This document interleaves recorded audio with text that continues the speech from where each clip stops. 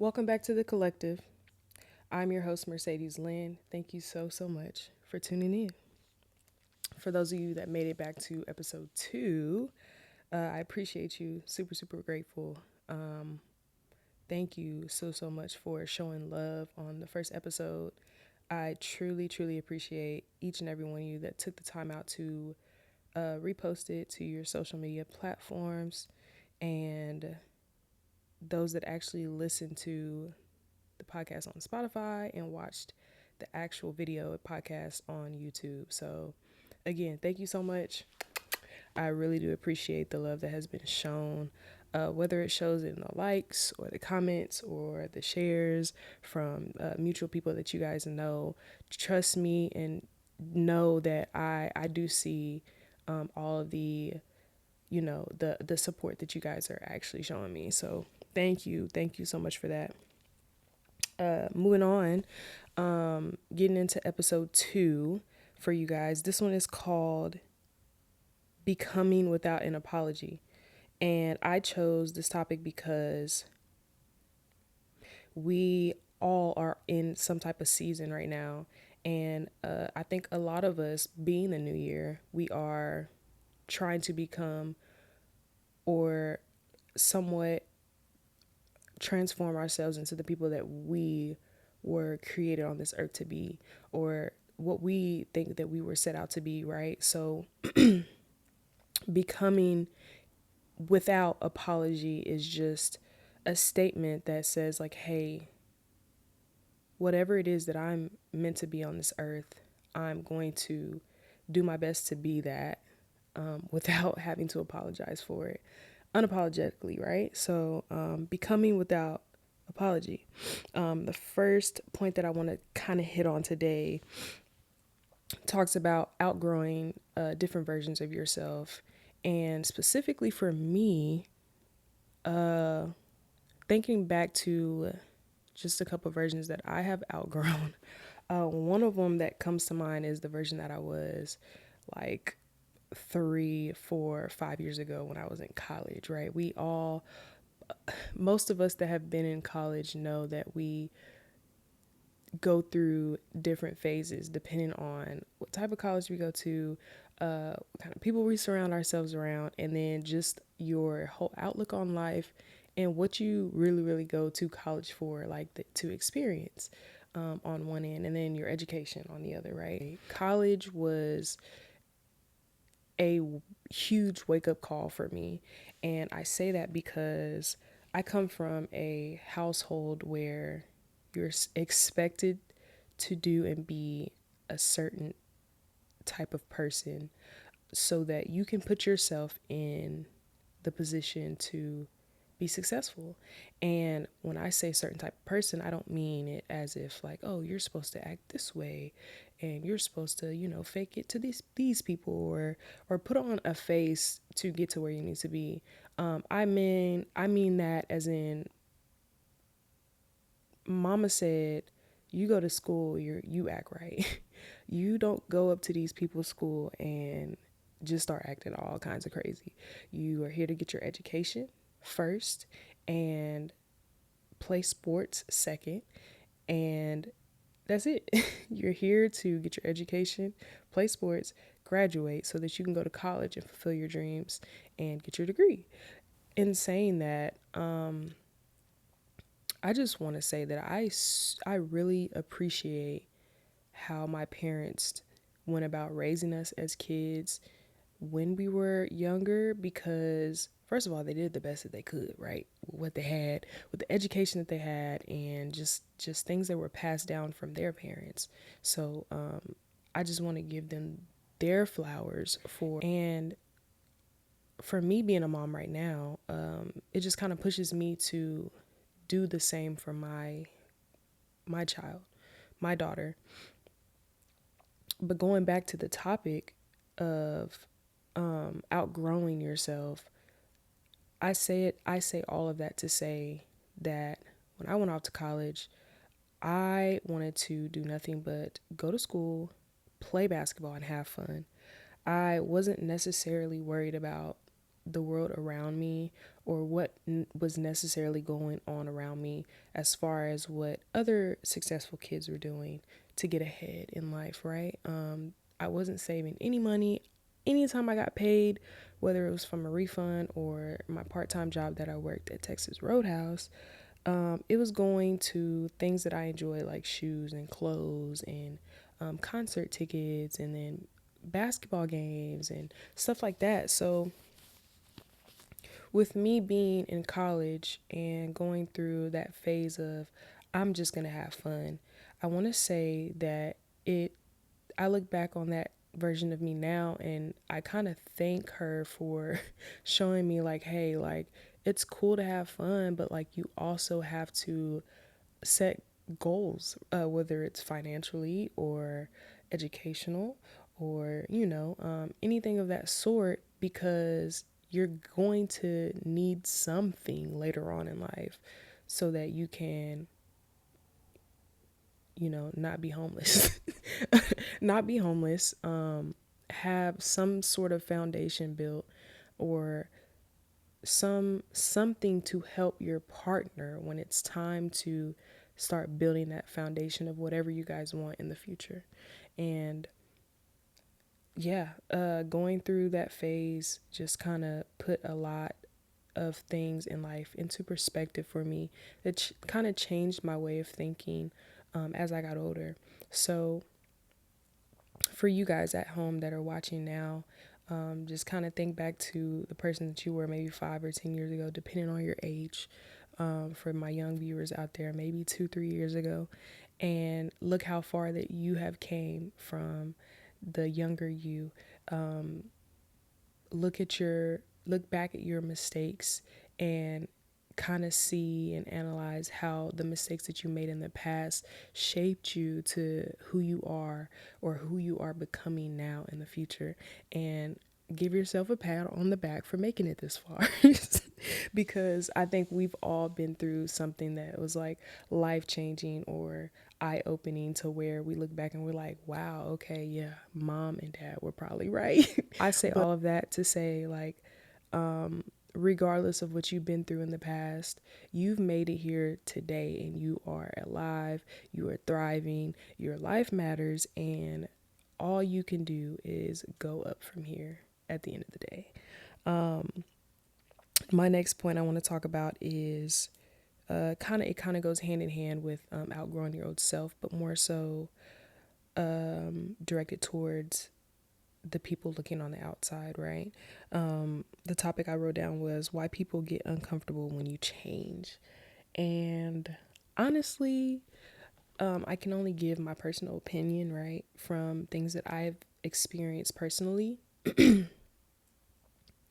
And I want to say that the reason people get uncomfortable when you change is because they are so used to the old version of you. And whether that version was a good you or a bad you, or you changed just a little bit, you grew up from, the old habits that you've outgrown those things. Maybe, just maybe, those people that are uncomfortable with the old you or whatever changes that you're making now is because they are used to that.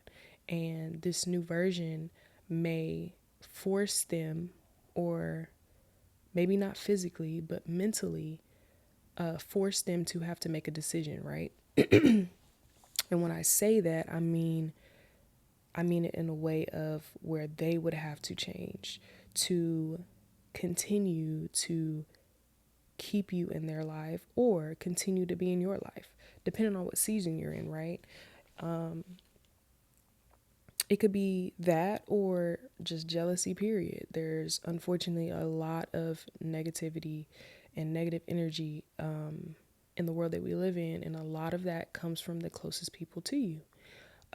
Whether they're having a bad day, a bad year, it really doesn't necessarily matter. But jealousy is a big, big thing that I have ran into the past couple years, just because I wanted to better myself, and others were not ready for me to move on from the stage that we were all at that point in time. So, and that's okay. I was told once from my grandma that not everyone is meant to come with you throughout every season in your life. And I did not understand that until I got to college, where I started to lose friends because we were in different cities and we weren't able to do the things that we were so used to doing when we were younger and living in the same small town. So within that uncomfortability with friends or family or whoever it is that's close to you, just remember that whatever changes that you are making in your life, it is for the better you. It is for a better future, and it is for a better overall experience in life. And that's okay at the end of the day. The next point that I had here reads, learning to move quietly and confidently. When I hear that statement, I think of whatever goals that you have in life, right? Not everyone needs to know your next move, what you are doing, what you have going on, what car you just bought. There has to be a period where it's just quiet, because in that quietness you're able to have clarity in the decisions that you are making. And with these goals that we're setting for ourselves in the future to be successful, that's kind of almost what it really takes, is for you to have clarity with every single thing so that it makes sense.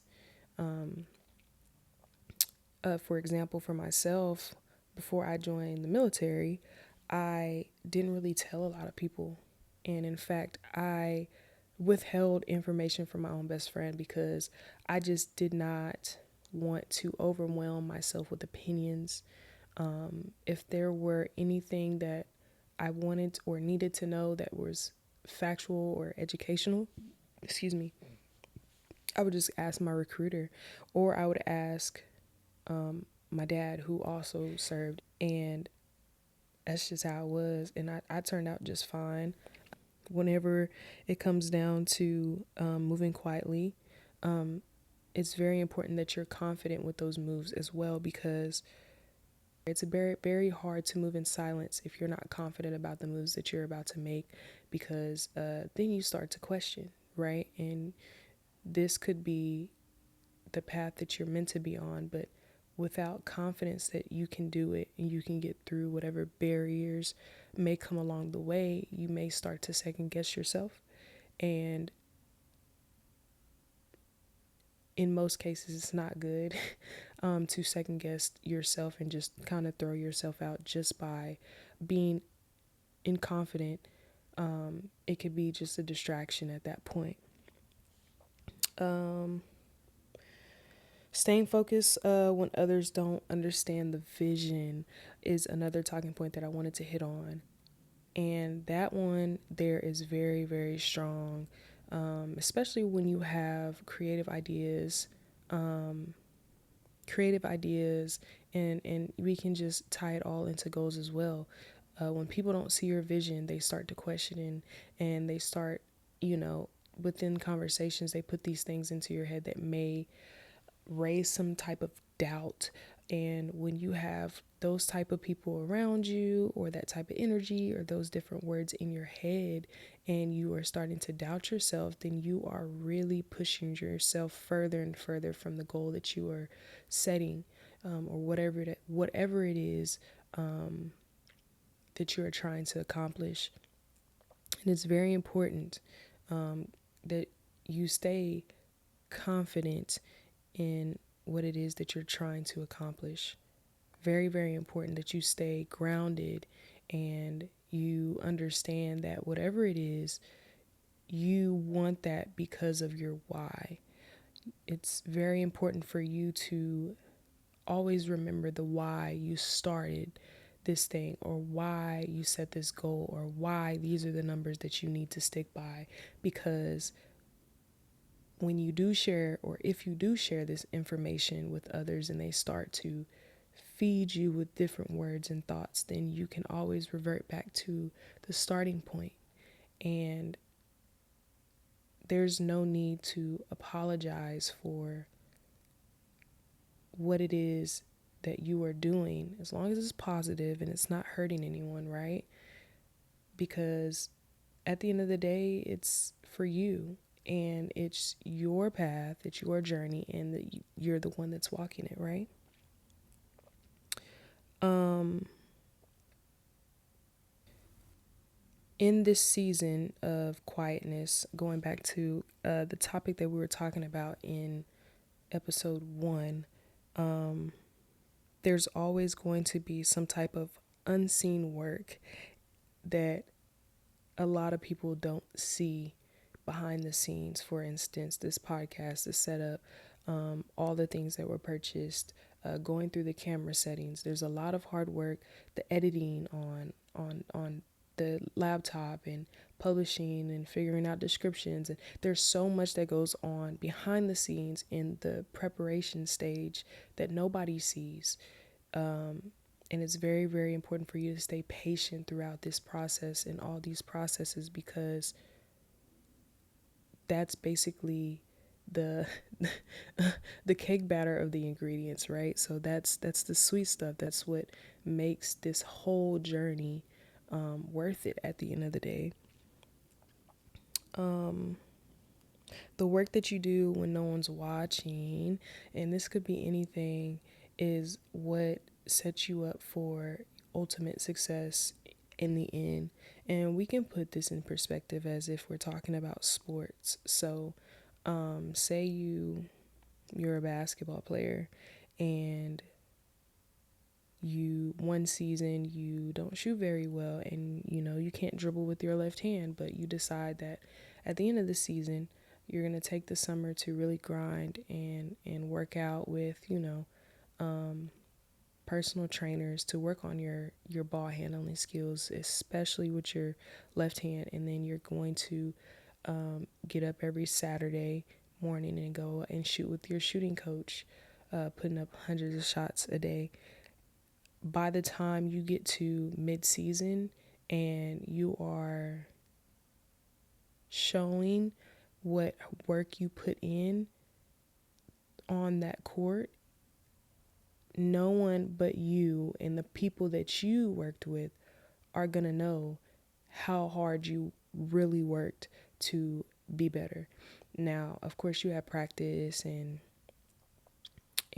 shoot arounds and all that good stuff, but the work that's done behind the scenes when your other coaches, other teammates, and the rest of the world is not looking, that's really what hits different at the end of the day when the results show in real life.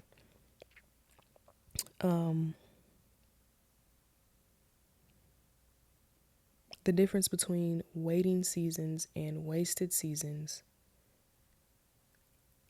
I don't know if I've had a wasted season. Actually, you know what? Waiting season for me would be and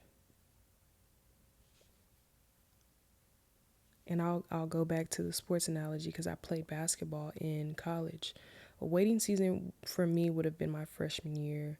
Going from being one of the better players in high school and getting lots of minutes and play time and all that good stuff, to transitioning to college my freshman year and not playing very much was a very, very hard mental time in my life, especially being my first year of college. And that time was hard for me because I was going through a waiting season that wasn't necessarily familiar. And looking back, I'm glad that I got to experience that, because it actually did shape me into who I am today, with having a lot more patience with things, because I was very, very frustrated at times, and I didn't necessarily understand why I wasn't, the starter, or why I wasn't getting more minutes right off the bat, because I felt in my heart and in my body that, I was way athletic than some of the girls that were starting up in front of me. But of course, you as freshmen, you have to earn your minutes, and the way you earn your minutes is already kind of determined prior to you coming to that program by the coach. And consistency on that end was really the answer. Being consistent and really using the minutes that you got and the opportunity the best that you could. And after kind of thinking back a couple years after that, I truly understand like, hey, okay, that was needed for sure. That was needed. And it goes way beyond basketball because being able to have patience in waiting seasons can really, really put your mind in perspective of what's to come. And once that thing comes, it will be nothing short of amazing.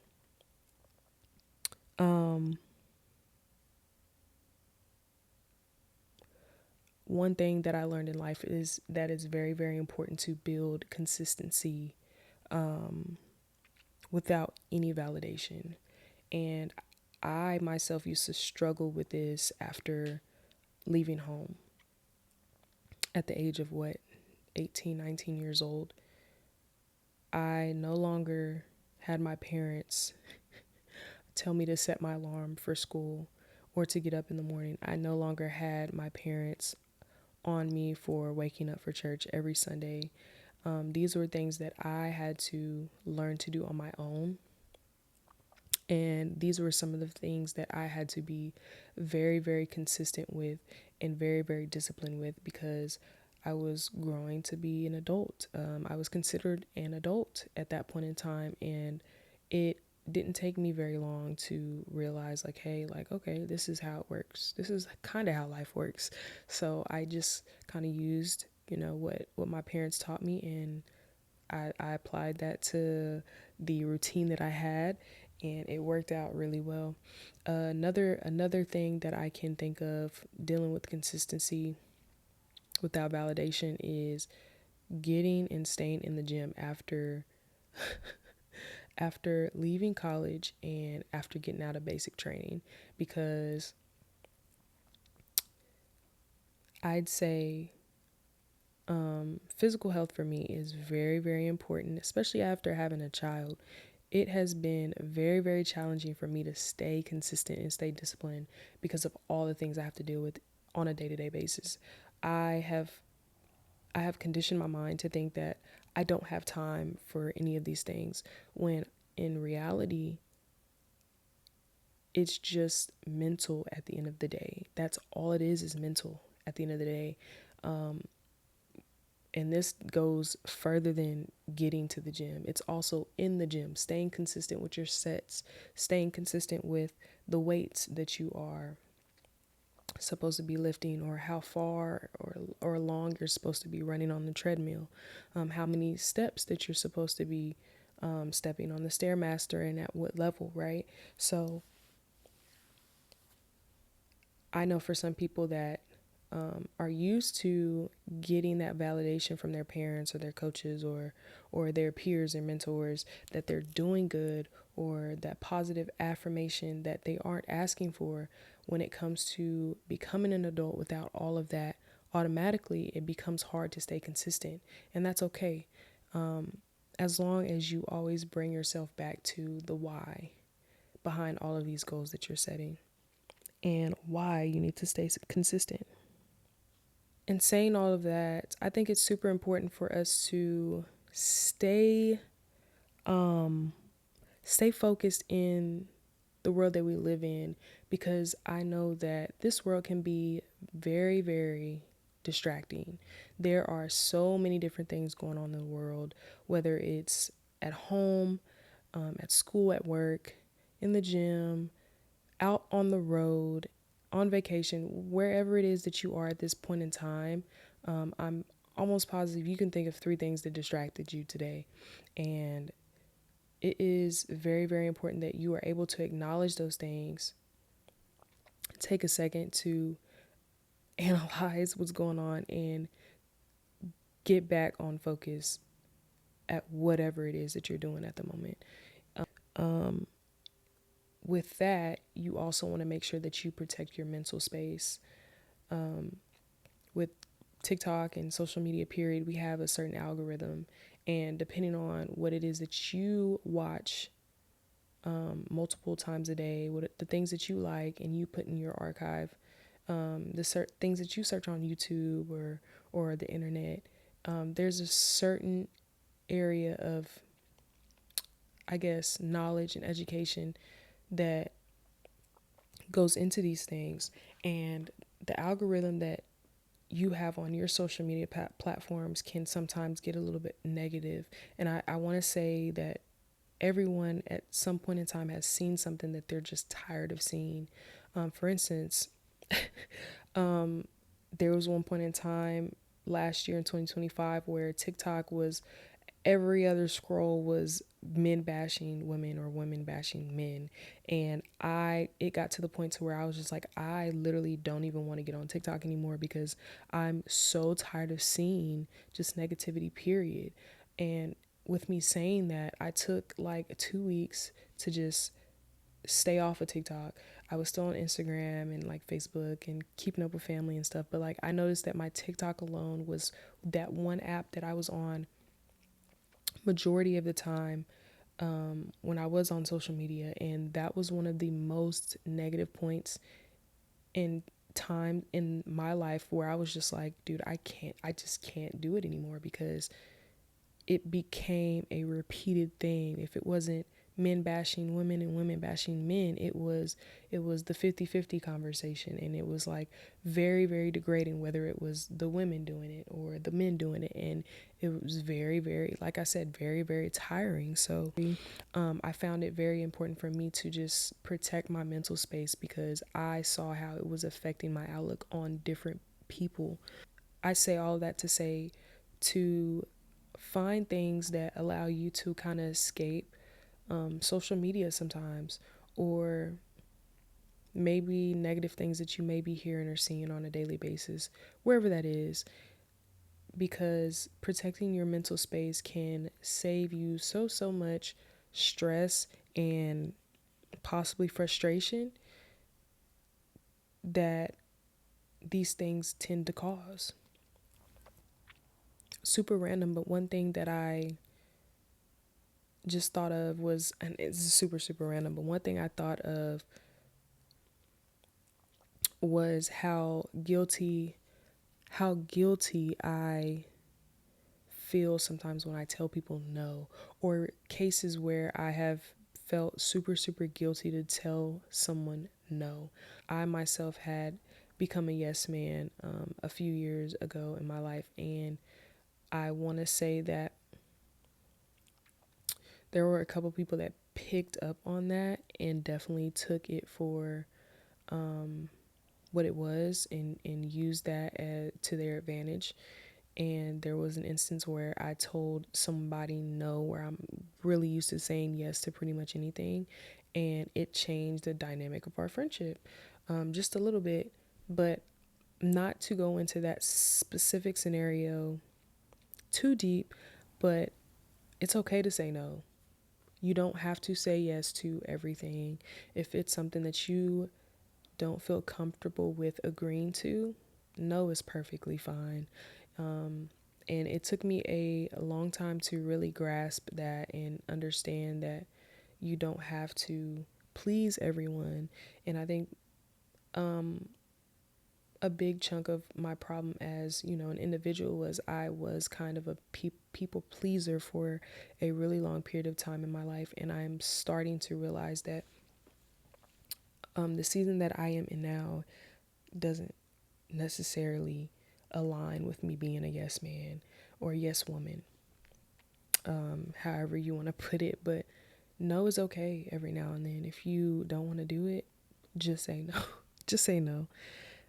And if you lose friends or family or whoever it is that's close to you that you care about at the moment, then know that maybe that was meant to happen. Maybe they just are overreacting and need some space and some time to think, or a conversation had later on in the day, week, whatever the case may be. Or maybe they're just not meant for you at that point in time, in that season that you're in your life. And in saying no, don't feel guilty. There's no reason to feel guilty about not agreeing with something that you're uncomfortable with, and know that.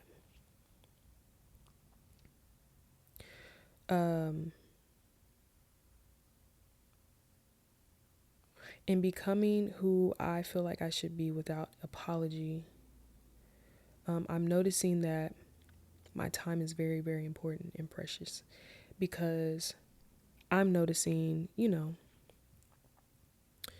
friends around me lose people that they really, really care about. And it put a lot of things into perspective for me to kind of be very cognizant of the time that I spend with the people that I love. And it's gotten to the point to where I have to call my parents at least 3-4 times a week. And if I don't, I feel bad, because not only is my time important, but whatever time that they have left on this earth is important as well. And it's very important that you prioritize your time. And in prioritizing your time, allow yourself to align your time with your purpose. So, whatever things or people you spend your time on that matter to you, also make time for whatever it is that you want to do and whatever it is that you were put on this earth to do, pretty much. Make time for your community as well. And your community could be 2 to 3 people outside of your family or workspace. But having community, I feel like, is very important, because when you can't go to family and you can't go to your boss, you have some outlet in your community that you know is dependable and that's going to be there for you regardless. And I think that's a very, very important point to hit on when talking about community, because not everyone actually understands what community is and how community can benefit you and help you in the long run. And with talking about community, I truly think that, and I don't think I hit on this enough in episode 1, but the reason why I came up with Kollective is to have a space that I could create for any and everyone that needs it, right? I want to build a community that has the intention, the genuine intention to grow and continue to grow, and reach those that are in need. And whatever the case may be, I'm just super excited to see where this thing goes and how the collective grows over the next couple of years. At the end of the day, this is my space, and this is just as well as your space as well. So use it as you see fit. I definitely want to always leave you guys with something, and that something is to never get down on wherever it is that you are in your life, even if it isn't at the finish line. There will always be barriers in life, and it's very important that you acknowledge those barriers. If you fall down, get back up, dust yourself off, and continue to push forward. You don't have to go 100 miles per hour. Even if you're moving 2 miles per hour and you're walking as slow as a snail, as long as you're making progress, you are progressing. And that's it. That's all.